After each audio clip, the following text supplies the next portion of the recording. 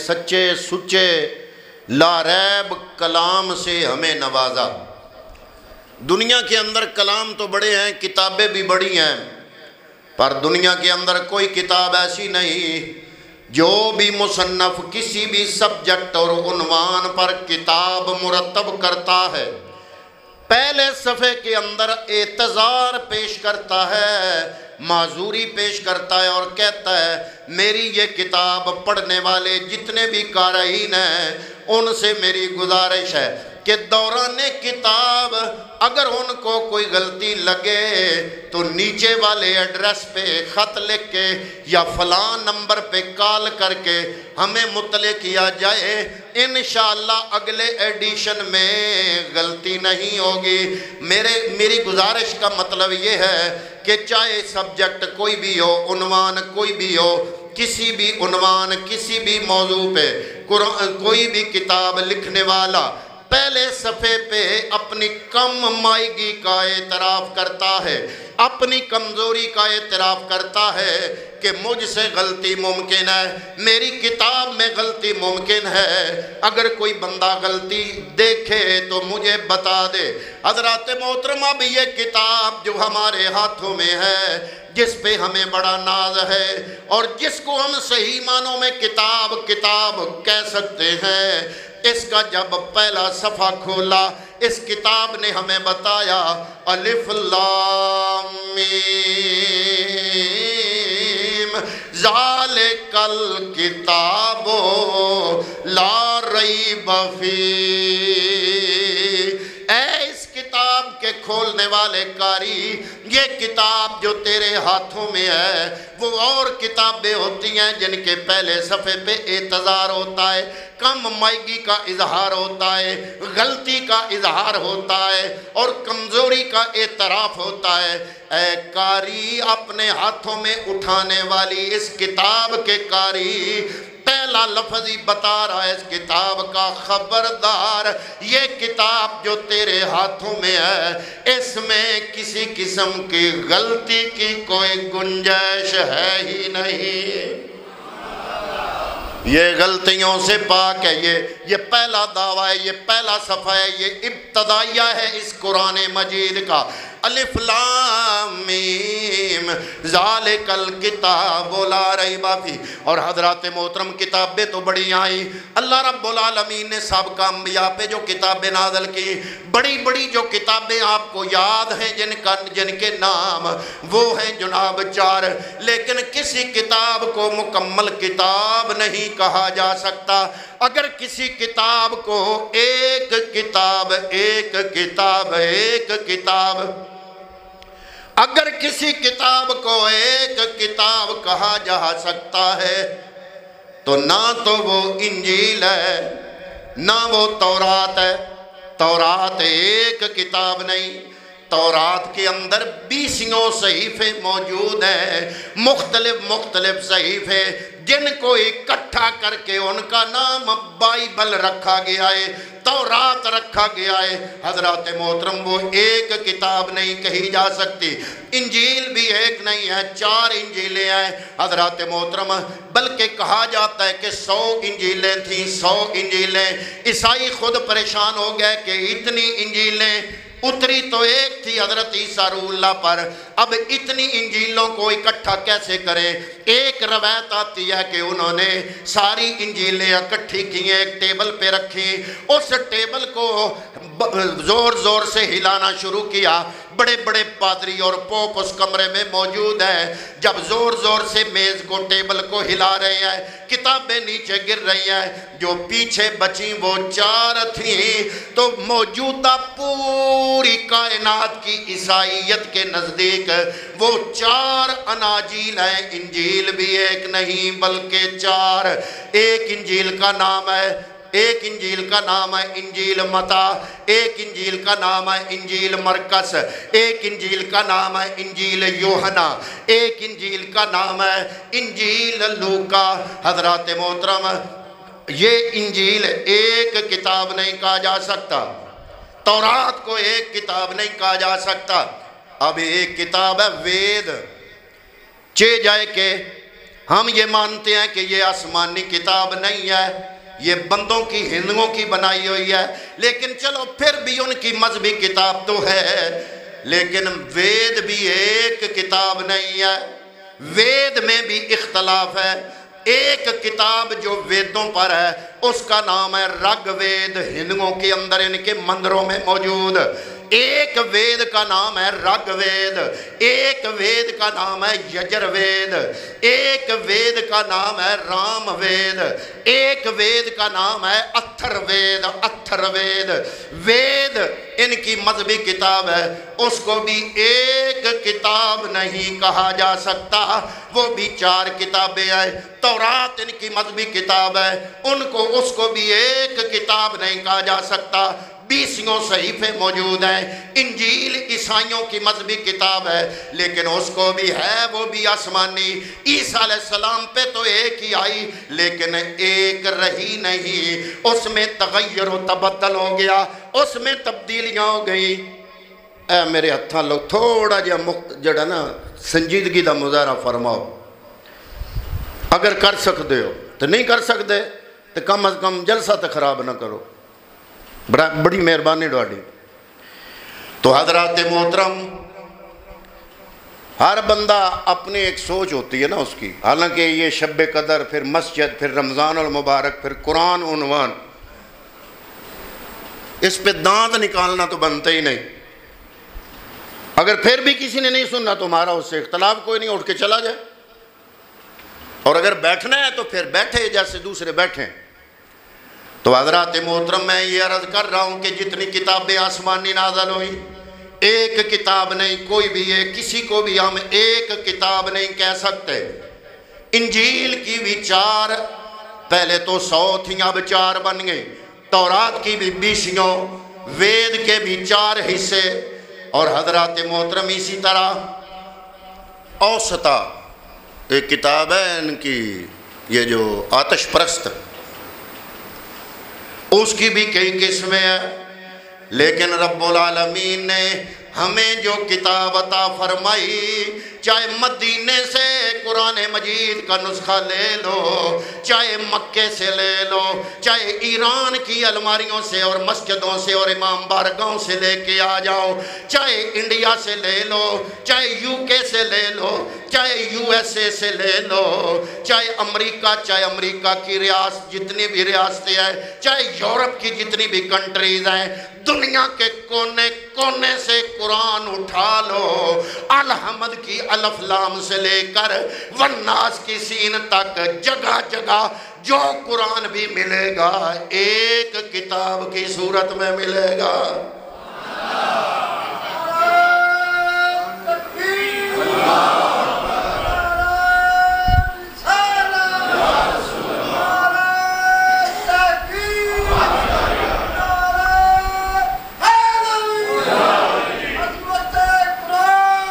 ہم اس پہ اپنے رب کا کروڑا شکریہ ادا کریں، پھر بھی کم ہے کہ رب نے ہمیں جو کتاب اپنے پیارے محبوب کے توسط سے عطا فرمائی، اس کی حفاظت کی ذمہ داری میرے رب نے اپنے ذمہ لے لی۔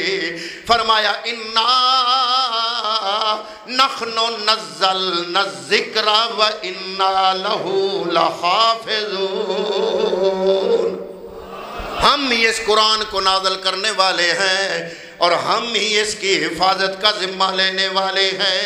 پھر ایک اور بات بڑی عجیب ہے، اگر آپ توجہ فرمائیں تو آپ کا ذہن تسلیم کرے گا، آپ کے ذہنوں کو وہ چیز اپیل کرے گی جو میں آپ کی خدمت میں پیش کرنا چاہتا ہوں۔ جتنی بھی کتابیں آئیں آسمانی کتابیں، اب ان کی زبان ڈیڈ ہو چکی ہے، ان کی زبان زندہ نہیں۔ مثلاً تورات آئی عبرانی زبان میں، اب دنیا کے اندر کسی خطے میں بھی عبرانی بولی نہیں جاتی۔ پوری دنیا میں کوئی چند ایک بندے کسی یونیورسٹی کے پروفیسر ہوں گے جو کتابوں سے دیکھ کے پڑھ سکتے ہیں عبرانی، وگرنہ بول چال میں عبرانی زبان ختم ہو چکی ہے۔ تو گویا کہ تورات جس زبان میں نازل ہوئی وہ زبان ڈیڈ ہو چکی ہے۔ انجیل جس زبان میں نازل ہوئی وہ ہے جناب یونانی زبان، وہ بھی ڈیڈ ہو چکی ہے۔ اوسطا جس زبان میں ہے وہ ہے پارسی زبان، وہ بھی ڈیڈ ہو چکی ہے۔ اور وید جس زبان میں ہے، جتنے بھی وید ہیں یہ ہندوؤں کے ویدوں کی کتابیں، وہ سنسکرت کی لینگویج، سنسکرت کی زبان میں ہے، اور سنسکرت بھی اس وقت ڈیڈ ہو چکی ہے۔ اور الحمدللہ ہماری کتاب مذہبی رہنمائی کے لیے جو کتاب قرآن مجید ہے وہ جس زبان میں نازل ہوئی، اِنَّا أَنزَلْنَاهُ قُرْآنًا عَرَبِيًّا لَعَلَّكُمْ تَعْقِلُونَ۔ فرمایا ہم نے قرآن کو عربی زبان میں نازل کیا۔ عربی زبان آج بھی ایک ملک میں نہیں، ایک صوبے ایک شہر میں نہیں، دنیا کے اندر سب سے بڑی زبان بول چال کے حوالے سے انگلش کے بعد جو بولی جاتی ہے وہ عربی زبان ہے۔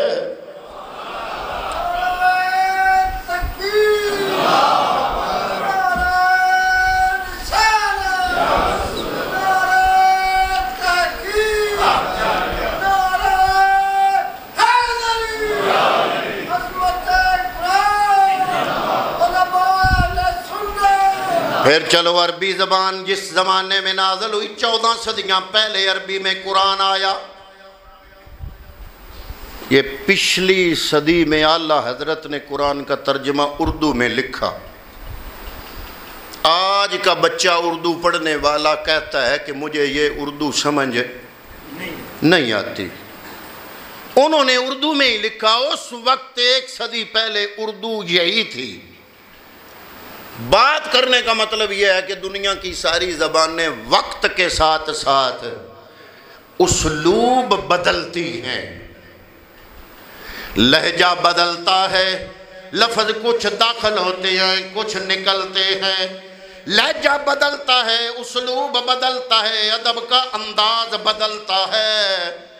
پر جب آپ قرآن پڑھیں گے، ایک جاہل بندہ بھی قرآن پڑھے تو لذت وہی ہے، ایک عربی کا ماہر PhD عربی لینگویج میں کرنے والا، اس کے لیے بھی قرآن جب پڑھے گا جو عجیب ہی لذتوں کے سمندر میں غوطہ ہو جائے گا۔ عربی لینگویج 14 صدیاں ہو گئی ہیں، 1 صدی نہیں۔ جس لہجے اور انداز میں 14 صدیاں پہلے قرآن آیا، وہ اسلوب، وہ لہجہ، وہ انداز آج بھی زندہ ہے۔ پھر قرآن نے تاریخی واقعات انجیل میں بھی بیان ہوئے، آپ مختلف جگہوں پہ ان کے اقتباسات پڑھتے ہوں گے، وہ بڑا روکھا سا لہجہ اور انداز ہے، بندے کو سمجھ نہیں آتی کہ انجیل واقعہ کیا بیان کر رہا ہے۔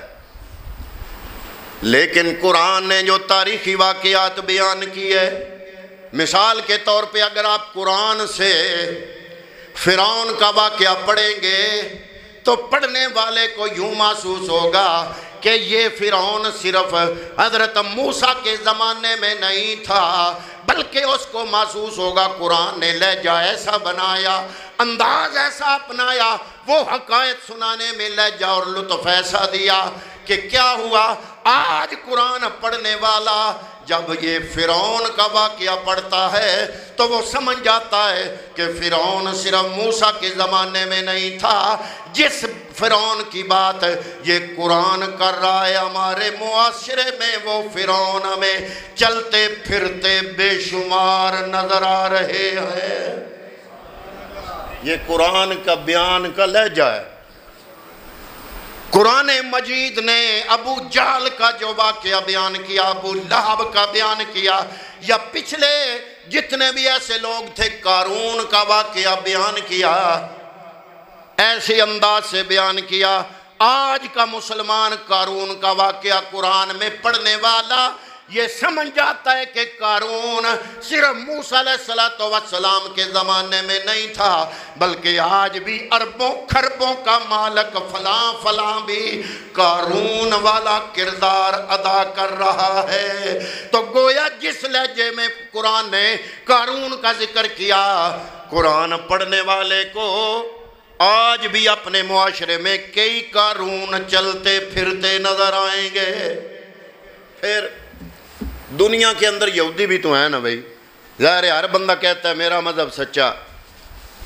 قرآن یہودیوں نے بھی تورات تو پڑھنی ہے نا بھائی، تورات پڑھنی ہے نا. یہودی کس زبان میں قرآن تورات پڑھیں گے؟ انگریزی میں. پڑھ ہی نہیں سکتے جس میں نازل ہوئی. یہودی تورات اپنی کتاب، یہودی لوگ اپنی کتاب اس زبان میں پڑھ نہیں سکتے جس زبان میں تورات آئی. عیسائی انگریز اپنی کتاب انجیل اس زبان میں پڑھ نہیں سکتے جس زبان میں انجیل آئی. ہمارا چاہے عربی کا ڈاکٹر اور پی ایچ ڈی عربی لینگویج میں کی ہوئی ہو اس نے، یا 6 سال کا بچہ ہو، جب اپنی مذہبی کتاب پڑھے گا تو اسی زبان میں پڑھے گا جس زبان میں میرے رب نے اپنے محمد پہ نازل کی ہے. یہ معجزہ ہے زندہ یا نہیں ہے؟ پھر انگریز عیسائی انجیل پڑھیں گے، اس کو سٹڈی تو کہا جائے گا. یہودی تورات پڑھیں گے، ٹرانسلیشن ہی پڑھیں گے، اس کو سٹڈی تو کہا جائے گا، تلاوت نہیں کہا جائے گا. ہم قرآن انگریزی میں پڑھیں یا اردو میں پڑھیں یا ہندی میں پڑھیں یا فرانسیسی میں پڑھیں، جرمنی میں ترجمہ پڑھیں یا کسی بھی زبان میں پڑھیں، جب وہ پڑھیں گے تو وہ سٹڈی ہوگی. لیکن جب قرآن کو عربی میں تلاوت کیا جائے گا تو وہ صرف سٹڈی نہیں ہے، وہ تلاوت قرآن ہے، وہ قرآن کی تلاوت ہے. دنیا کی کوئی بھی کتاب ماننے والا بندہ اپنی کتاب کی تلاوت نہیں کر سکتا. یہ تلاوت صرف مسلمان کر سکتا ہے. پھر یہ ایک عجیب بات ہے، بڑی سادہ سی چھوٹی سی بات، لیکن جتنی سادہ جتنی چھوٹی اتنی اہم، کہ اگر قرآن 6 سال کے بچے کے سامنے رکھ دو، یہ قاری عنایت صاحب کے شاگرد، کوئی 5 سال کا، کوئی 6 سال کا، کوئی 7 سال کا، جب ان کے سامنے قرآن رکھو گے کہو گے تلاوت کرو تو کیا ہوگا؟ وہ بچہ 6 سال کا پوری مکمل نزاکتوں کے ساتھ یہاں پر زبر آ رہی ہے، یہاں پر زیر آ رہی ہے، یہاں پہ پیش آ رہی ہے، یہاں پر نون غنہ اس کی آواز نکالی جائے گی، یہاں ادغام کی آواز نکالی جائے گی، یہاں پوری مد جائے گی، یہاں وقف جائز ہوگا، یہاں وقف مطلق ہوگا۔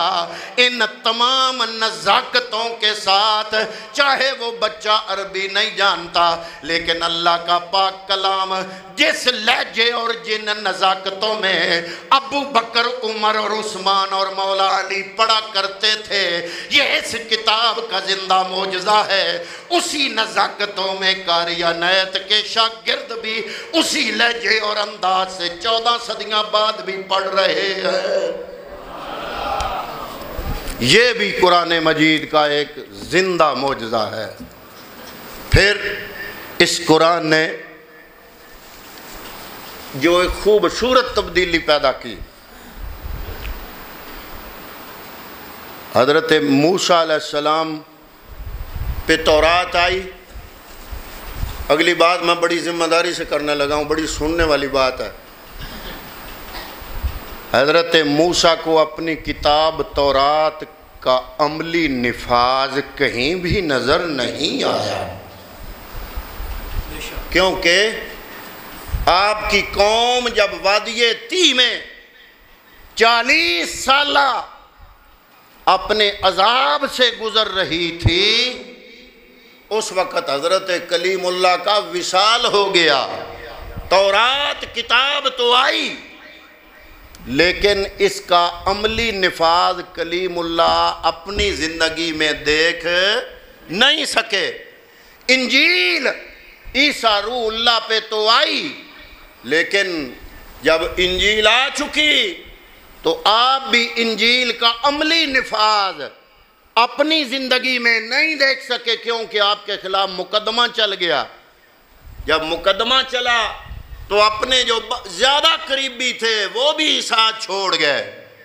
پھر اللہ نے قرآن میں بات فرمائی ہے کہ ہم نے اپنے پیغمبر کو آسمانوں میں اٹھا لیا، کیونکہ ساتھ دینے والا کوئی نہیں تھا۔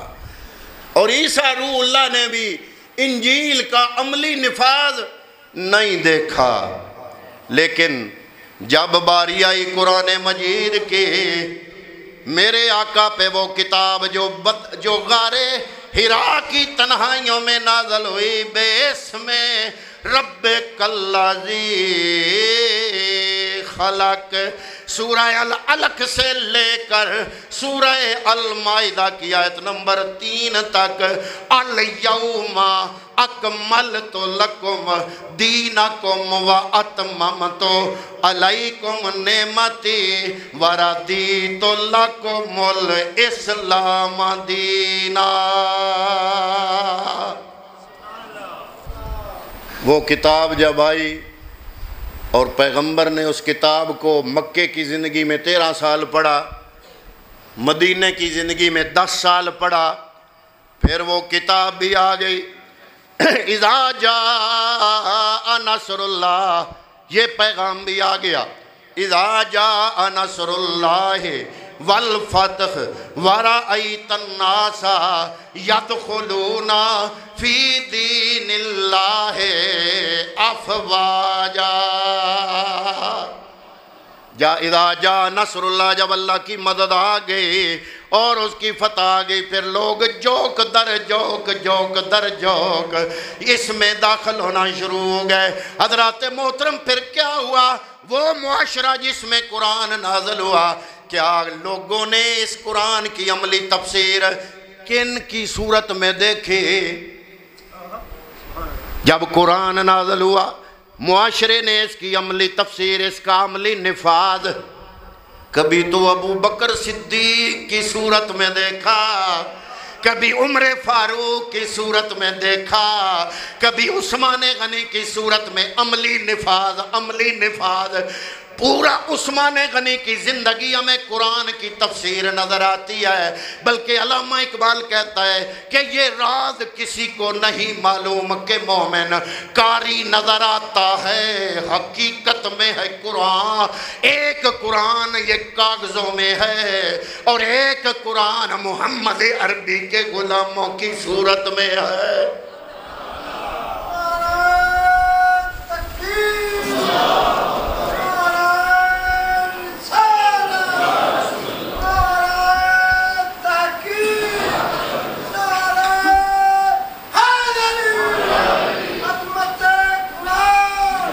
پھر جب یہ قرآن مکمل ہو گیا الیوم اکملت لکم دینکم واتممت علیکم نعمتی ورضیت لکم الاسلام دینا، دین مکمل ہو گیا۔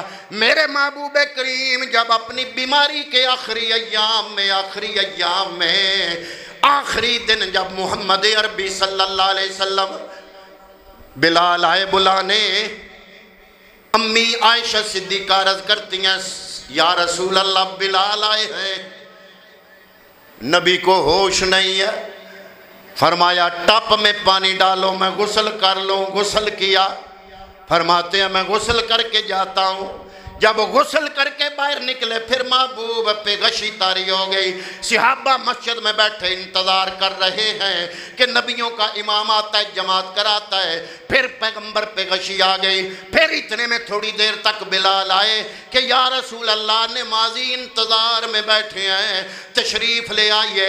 کملی والے نے حضرت امی عائشہ صدیقہ کی گود سے سر اٹھایا، آپ نے فرمایا ٹپ میں پھر پانی ڈالو میں نہانا چاہتا ہوں، جب پھر پانی ڈالا پھر غسل فرمایا، غسل فرما کے ابھی نکلے ہی ہیں پھر غشی طاری ہو گئی، آپ پھر بے ہوش ہو گئے۔ پھر حضرات محترم تھوڑی دیر کے بعد پھر بلال آئے، عرض کیا یا رسول اللہ غلام انتظار میں ہے، میرے کملی والے کو ہوش آیا، آپ نے فرمایا جاؤ بلال میرے یار ابو بکر کو کہو مرو ابا بکر فلیصلی بالناس، ابو بکر کو کہو میرے مصلی پہ کھڑا ہو کے جماعت کرائے۔ امی عائشہ صدیقہ عرض کرتی ہیں یا رسول اللہ میرے والد ابو بکر کا دل کے کمزور ہیں، آپ کی جگہ جب خالی دیکھیں گے آپ کی جگہ پہ کھڑا ہونا برداشت نہیں کر سکیں گے۔ حضرت عمر فاروق تھوڑے سے تگڑے دل والے ہیں، ان کو حکم کرو۔ میرے پیغمبر نے فرمایا حکم میں نے دینا ہے یا تم نے دینا ہے؟ آپ نے فرمایا نہیں ابو بکر جائے گا۔ امی عائشہ صدیقہ پھر عرض کرتی ہیں عمر کو کہہ دیں۔ حضور نے فرمایا کہ تم میں حضرت یوسف علیہ السلام کے زمانے کی عورتوں کی عادت کیوں نہیں جا رہی، سمجھ کیوں نہیں رہی ہو؟ محمد عربی چاہتا ہے کہ میری زندگی میں میرے مصلی پہ میرا یار ابو بکر کھڑا ہو۔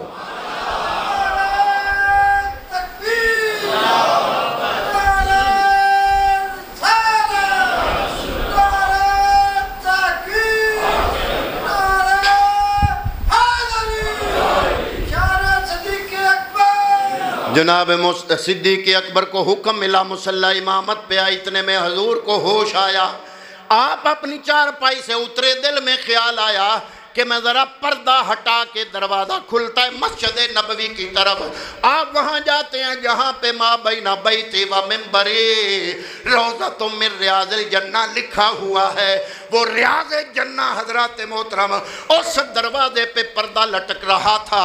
کملی والے نے تھوڑا سا وہ پردہ سرکایا تاکہ میں دیکھوں تو صحیح کہ جس دین کو پہنچانے کے لیے مجھے طائف میں پتھر کھانے پڑے، جس دین کو یہاں تک پہنچانے کے لیے میرے بلال کو ماریں کھانی پڑی، میرے بلال مار کھاتا رہا، عمار بن یاسر مار کھاتا رہا، عمار بن یاسر کا والد شہید کیا گیا، عمار بن یاسر کی والدہ شہادت سے گزرے، میرے صحابہ کرام کو طرح طرح سے اذیتیں دے دے کر ستایا گیا۔